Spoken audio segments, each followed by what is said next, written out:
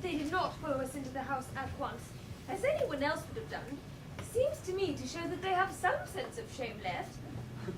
They have been eating muffins. That looks like repentance. They don't seem to notice us at all. Couldn't you cough? But I haven't a cough. They're looking at us.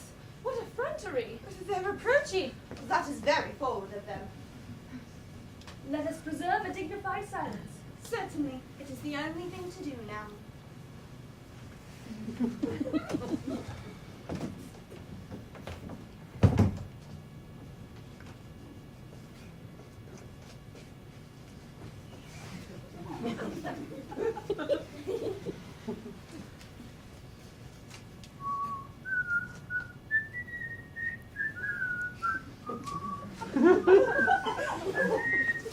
This dignified silence seems to produce the most unpleasant effect.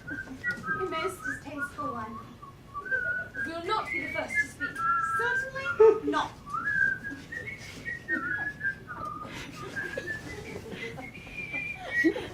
Mr. Worthing, there is something very particular I want to say. Much depends on your reply. Well, then your common sense is valuable. Mr. Moncrief, kindly answer me the following question.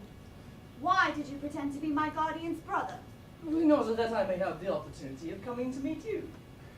That certainly seems a satisfactory explanation, does it not? Yes, dear, if you can believe him. I don't. But that does not affect the wonderful beauty of his answer. True. In matters of grave importance, style, not sincerity, is the vital thing. Mr. Worthing, what explanation can you offer to me for pretending to have a brother? Was it in order that you might come up to town to see me as often as possible? Can you doubt it, Miss Fairfax? I have the gravest doubts upon the subject. But I intend to crush them. This is not the moment for German skepticism. Their explanations appear to be extremely satisfactory, especially Mr. Worthing's. That seems to me to have the stamp of truth upon it. I am more than content with what Mr. Moncrief said. His voice alone seems to inspire one with absolute credulity. Then do you think we should forgive them? Yes. I mean, no. True. I had forgotten. There are principles at stake that one cannot surrender. Which of us should tell them? The task is not a pleasant one. Could we not both speak at the same time? An excellent idea. I nearly always speak at the same time as other people. Will you take the time from me? Certainly. 1, 2, 3. Your Christian names are still an insuperable barrier. That is all. Our Christian names? Is that all? But we're going to be christened this afternoon. For my sake, you are willing to do this terrible thing? I am. For me, you are willing to face this fearful ordeal. I am. How absurd to talk of the equality of the sexes. As far as matters of self-sacrifice are concerned, men are infinitely beyond us. We are. Moments of physical courage of which we women know absolutely nothing. Darling. Darling. Lady Bracknell. Gwendolyn, what does this mean? Merely that I am engaged to Mr. Worthing, Mamma. Come here. Sit down. Sit down immediately. Hesitation of any kind is a sign of mental decay in the young, of physical weakness in the old. Apprise, sir, of my daughter's sudden flight by her trusty maid, whose confidence I purchased by means of a small coin. I followed at once by luggage train. Her unhappy father is, I am glad to say, under the impression that she's attending a more than usually lengthy lecture by the University Extension Scheme on the influence on the permanent income on thought. I do not propose to undeceive him. Indeed, I've never undeceived him on any matter. But you will therefore understand that all communication between yourself and my daughter will cease from this moment immediately. On this point, as indeed all points, I am firm. I am engaged to be married to Gwendolyn, Lady Bracknell. You are nothing of the kind, sir. And now as regards Algernon. Algernon! Yes, Aunt Augusta. May I ask if this is the house that your invalid friend Mr. Bunbury resides? No, Bunbury doesn't live here. Bunbury is somewhere else at present. In fact, Bunbury is dead. Dead? His death must have been extremely sudden. When did Mr. Bunbury die? Well, actually, Bunbury this afternoon! Bunbury died this afternoon. What did he die of? Bunbury, he was quite exploded. Exploded? Was he the victim of a revolutionary outrage? I had no idea that Mr. Bunbury was interested in social legislation. If so, he is well punished for his morbidity. Dear Aunt Augusta, I mean that he was found out. The doctors found out that Bunbury could not live. That is what I mean. So Bunbury died. He seems to me to have had great confidence in the opinion of his physician. I am glad, however, that he acted at the last to a definite course of action and acted under proper medical advice. And now that we have cleared out Mr. Bunbury, may I ask Mr. Worthing, who was that young person whose hand my nephew Algernon seems to me to be holding in a peculiarly unnecessary manner? That lady is Miss Cecily Cardew, my ward. I am engaged to be married to Cecily, Aunt Augusta. I beg your pardon. Mr. Moncrief and I are engaged to be married, Lady Bracknell. I do not know whether there is anything peculiarly exciting in the air of this particular part of Hertfordshire, but the number of engagements that goes on here seems to me to be above the proper average that statistics have laid down for our guidance. I think some preliminary inquiry on my part would not be out of place. Mr. Worthing, is Miss Cardew at all connected with any of the larger railway stations in London? I merely desire information. Before yesterday, I had no idea there were any families or persons whose origin was a terminus. Miss Cardew is the granddaughter of the late Mr. Thomas Cardew of 149 Belgrave Square, Southwest, Gervais Park, Dorking, Surrey, and the Sporran, Fifeshire, NB. That sounds not unsatisfactory. Indeed, 3 addresses always inspires confidence, even in tradesmen. But what proof have I of their authenticity? Oh, I have carefully preserved the court guides of the period. They are open to your inspection, Lady Bracknell. I have known strange errors in that publication. Miss Cardew's family solicitors are Messieurs Markby, and Markby. Markby, and Markby. The very highest in their profession. Indeed, I am told that one of the Mr. Markbys is occasionally to be seen at dinner parties. So far, I am satisfied. How very kind of you, Lady Bracknell. I have also in my possession, you'll be pleased to hear, certificates of Miss Cardew's birth, baptism, whooping cough, registration, vaccination, confirmation, and the measles. Both the German and the English variety. Ah, a life crowded with incident, I see. Although maybe somewhat too exciting for a young girl. I myself am not in favour of premature experiences. Gwendolyn, the time for our departure approaches. We've not a moment to lose.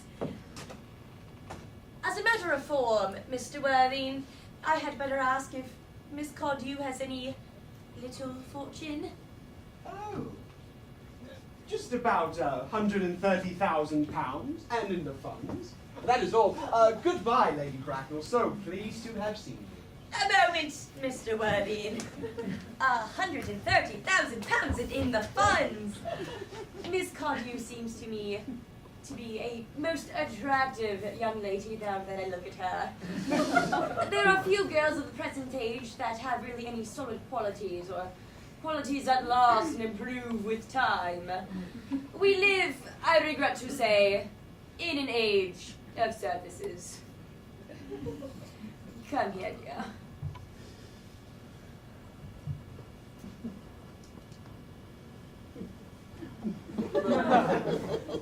Pretty child. Your dress is sadly simple, and your hair looks as almost as though nature has left it, but we can soon alter all that. A thoroughly experienced French maid produces a really marvelous effect in a rather brief space of time. I remember recommending one to a young lady Lancing, and within 3 months her own husband did not know her. And within 6 months, nobody knew her. Kindly turn around, dear.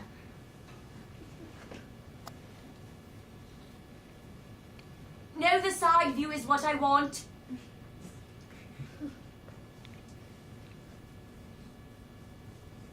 Yes. Yes. Exactly as I expected. There are distinct social possibilities in your profile. And the 2 weak points in our age are at once a principle and at once a profile. The chin, a little higher, dear. Style largely depends on the way the chin is worn. They are worn very high just at present. Algernon, Yes, Aunt Augusta. there are distinct social possibilities in Miss Cardew's profile. Cecily is the sweetest, dearest, prettiest girl in the whole world. And I don't care 2 pence for social possibilities. Never speak disrespectfully of society, Algernon. Only people who can't get into it do that. Pretty child. Now you know Algernon has nothing but his debts to depend upon, but I do not approve of mercenary marriages. Indeed, when I married Lord Bracknell, I had no fortune of any kind, but I did not let that stand in my way. Well, I suppose I must give my consent. Thank you, Aunt Augusta. Cecily, you may kiss me. Thank you, Lady Bracknell. You may also address me as Aunt Augusta for the future. Thank you, Aunt Augusta. The wedding, I think, had better take place quite soon. Thank you, Aunt Augusta. Thank you, Aunt Augusta. To speak frankly, I'm not in favor of long engagements. They give people the opportunity of getting to know each other before marriage, which I think is never advisable. Beg your pardon, Lady Bracknell, but I must say that this engagement is quite out of the question. I am Miss Cardew's guardian, and she cannot marry without my consent until she comes of age. That consent I absolutely decline to give. Upon what grounds, may I ask? Algernon is an extremely, I may almost say, an ostentatiously eligible young man. He has nothing, but he looks everything. What more could one desire? Oh, it pains me very much to have to speak frankly to you, Lady Bracknell, about your nephew. But the fact is that I do not approve at all of his moral character. I suspect him of being untruthful. Untruthful? My nephew Algernon? Impossible. He is an Oxonian. I'm afraid there can be no possible doubt about the matter. This afternoon, while I was away in London on an important question of romance, he obtained admission to my house by means of the false pretense of being my brother. Under an assumed name, he drank, I've just been informed by my butler, an entire pint bottle of my Perrier Jouet Brew 89. A bottle I was specially reserving for myself. Continuing his disgraceful deception, he succeeded in the course of the afternoon in alienating the affections of my only ward. He subsequently stayed to tea and devoured every single mug. And what makes his conduct all the more harmless is that he knew from the first that I have no brother, that I never have a brother, and that I have not the smallest intention of ever having one, not even of any kind. I distinctly told him so myself yesterday afternoon. Mr. Worthing, after careful consideration, I have decided to entirely overlook my nephew's conduct towards you. How very generous of you, Lady Bracknell. However, my own decision is unalterable. I decline to give my consent. Come here, dear. How old are you, child? Well, I am really only 18, but I always admit to 20 at evening parties. You are perfectly right in making some slight alteration. Indeed, no woman should ever be quite accurate about her age. It looks so calculating. 18, admitting to 20 at evening parties. Well, it won't be very long before you are of age and free from the restraints of tutelage. So I don't think your guardian's consent is After all, a matter of any importance. Pray excuse me, Lady Bracknell, for interrupting you again. But it is only fair to tell you that according to the terms of her grandfather's will, Miss Cardew does not come legally of age until she is 35. That does not seem to be a very grave objection. Indeed, London society is full of women of the very highest of birth who have remained 35 of their own free will for years. Lady Dumbleton is an instant in point.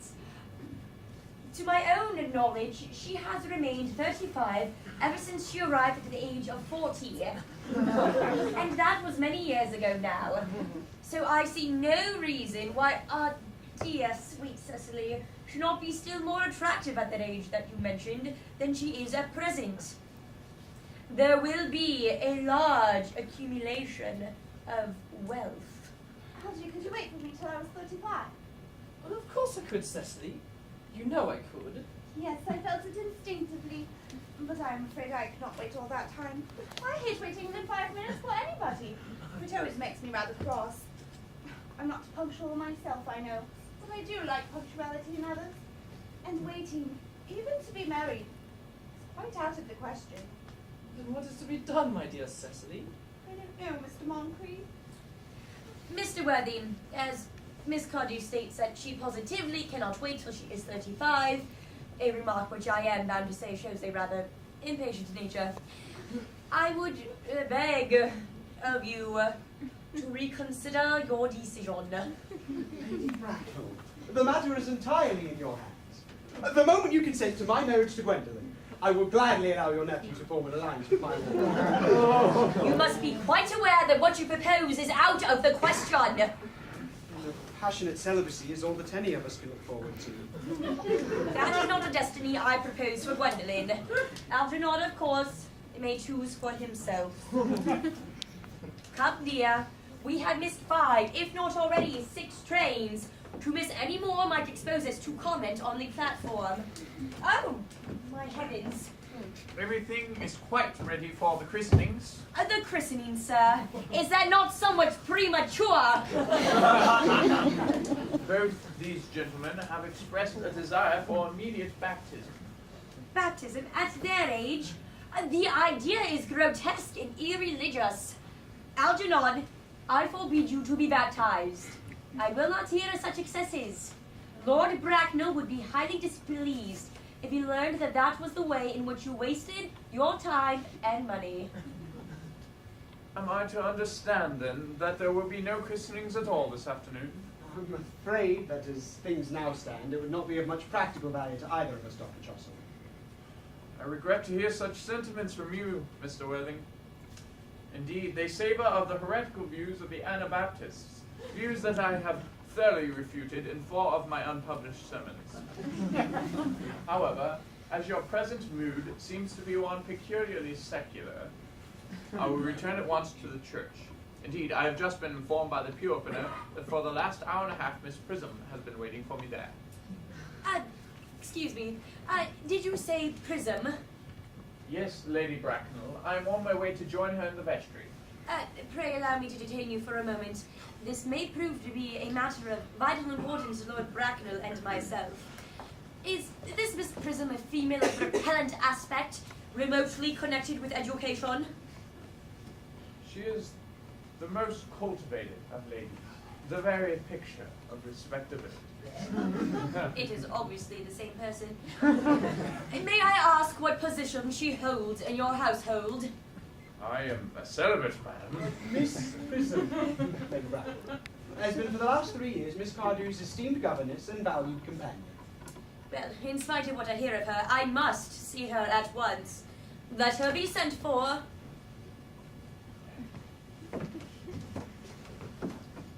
She approaches. She is not. I was told you expected me in the vestry, dear Canon. I've been waiting for you there an hour and 3/4. Prism! Come here, Miss Prism.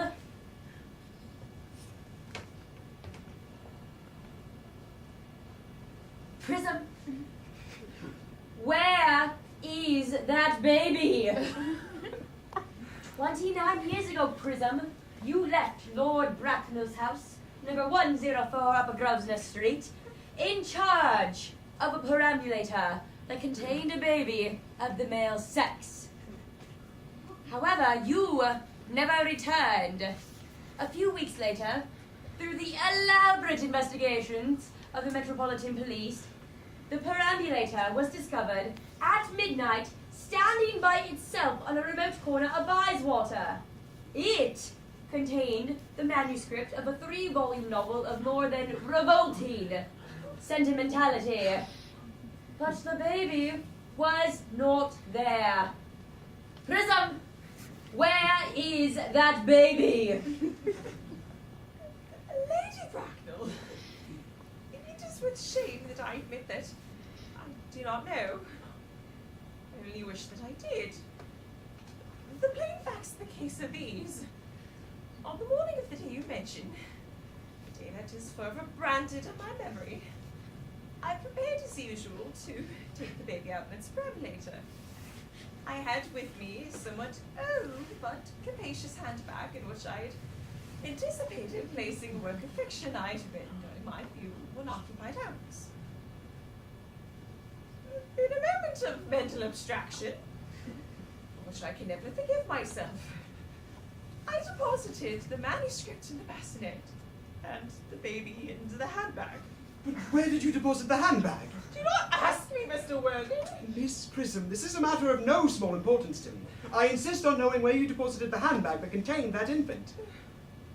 I left it in the cloakroom of one of the larger railway stations in London. Which railway station? Victoria. The Brighton line. I must retire to my room for a moment. Gwendolyn, will you wait here for me? If you are not too long, I will wait for you all my life.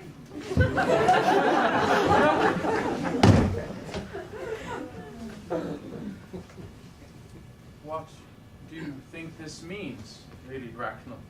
I dare not even suspect, Dr. Tossable. I need hardly tell you, in families of high position, strange coincidences are not supposed to occur. They are hardly considered the thing. Uncle Jack seems strangely agitated. The guardian has a very emotional nature. This voice is extremely unpleasant. It sounds as if he was having an argument. I dislike arguments of any kind. They are often vulgar and often convincing. It has stopped now. I wish you would arrive at some conclusion.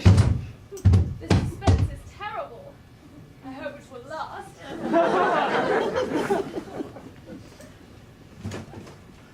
Is this the handbag, Miss Prism? Examine it carefully before you speak. The happiness of more than one life depends on your answer. It seems to be mine. Oh, yes. And here's the injury received the upsetting of a Gower Street omnibus in Hunger and Happier Days.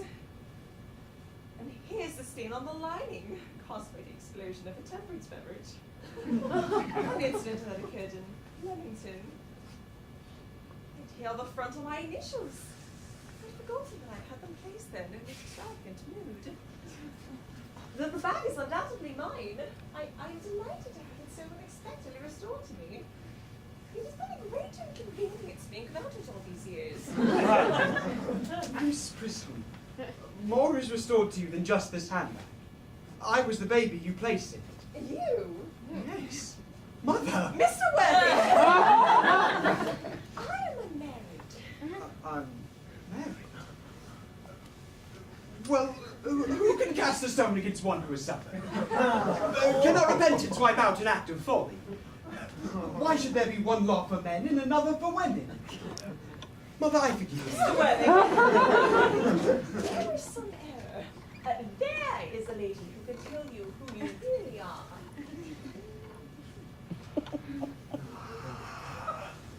Lady Bracknell, I hate to seem inquisitive. Would you kindly inform me who I am? I'm afraid the news I have to give you will not altogether please you. You were the son of my poor sister, Mrs. Moncrief, and consequently, Algernon's elder brother.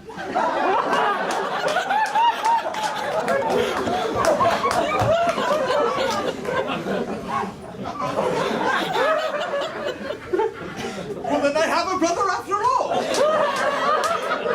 I always knew I had a brother. I always said I had a brother, Cecily. How could you have ever doubted that I had a brother? Dr. Tossable, my unfortunate brother.